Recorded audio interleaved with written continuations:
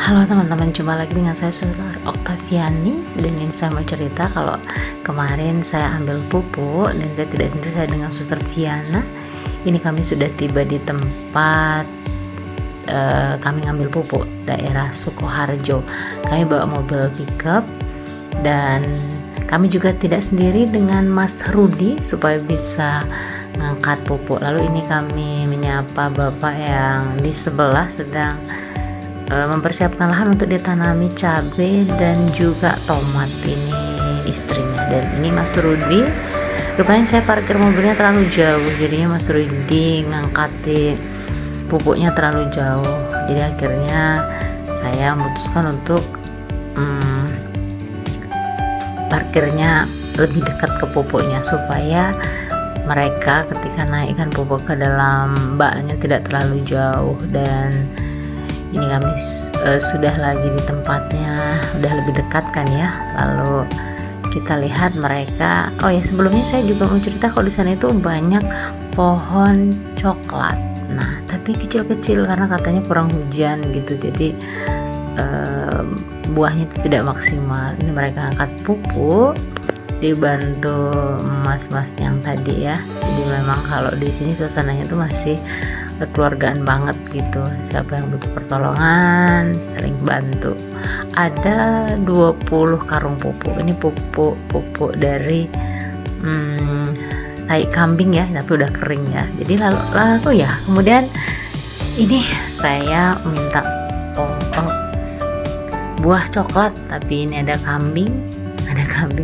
Dia rupanya menyapa saya lewat gitu ya. Lalu juga ada sapi ini juga tahu kalau saya orang baru, lewat kandangnya dia bereaksi mau beri sapa dan dia diam aja ketika saya pegang, nggak masalah tuh kan, dia senang. Dan ini mbaknya yang punya coklat, kami diambilkan 2 karena satu untuk saya dan satu untuk Suster Viana tadi. Nah, kita lihat ya,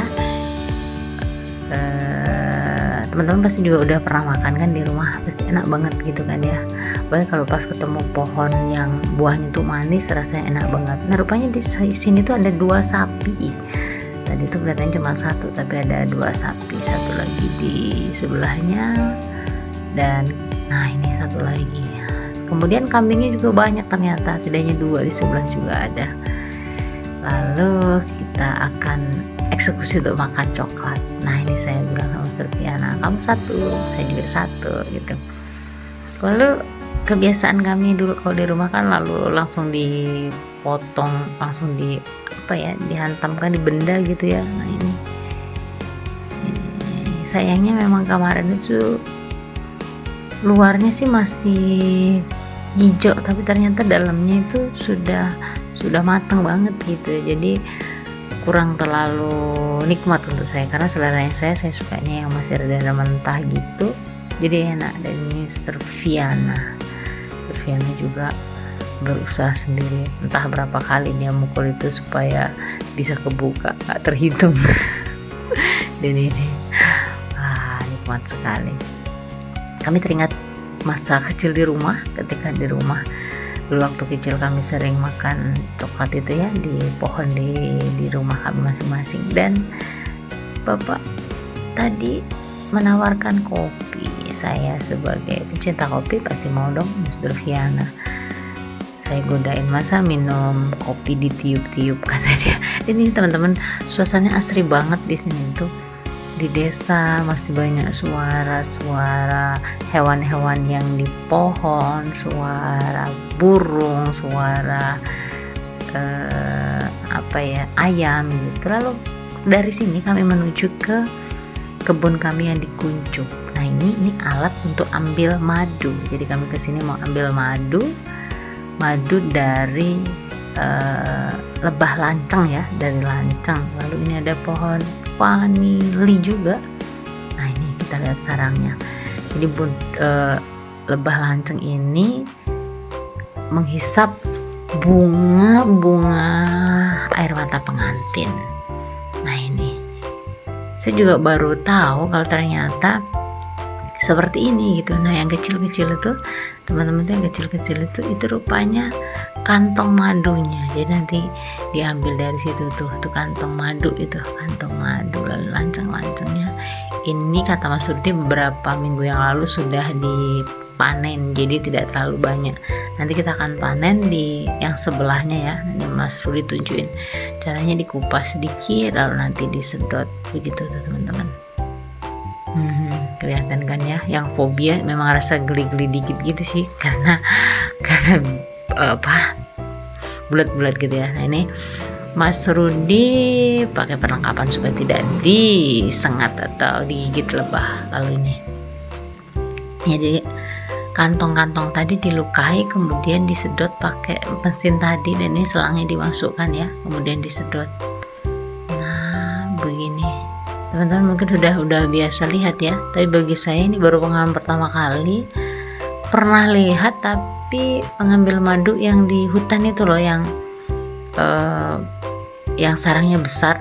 Nah itu tadi sarang yang pertama, ini sarang kedua rupanya lebih ganas. Lihat sampai Mas Rudi pakai penutup muka, penutup kepala seperti itu ya.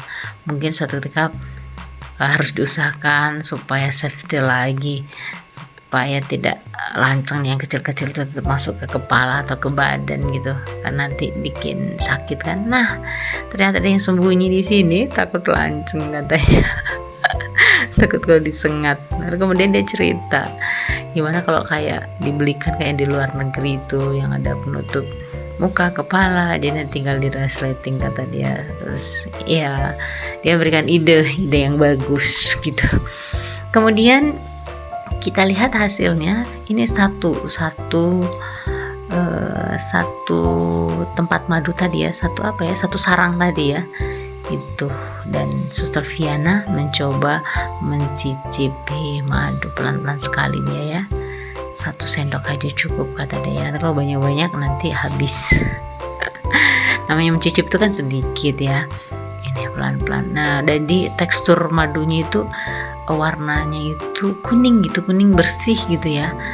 Kalau yang hutan itu kan ada kental-kental warnanya coklat-coklat gitu. Nah ini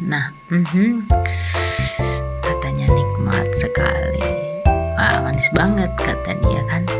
Lalu saya bilang saya juga mau coba, dan dia ambilkan untuk saya. Dan memang benar, memang beda kalau asli madu atau madu asli itu pasti rasanya tidak kaleng-kaleng, tidak seperti yang kita beli di toko-toko yang ada campuran-campuran. Ini benar-benar asli diambil dari sarangnya. Begitu, terima kasih atas kebersamaannya, sampai jumpa.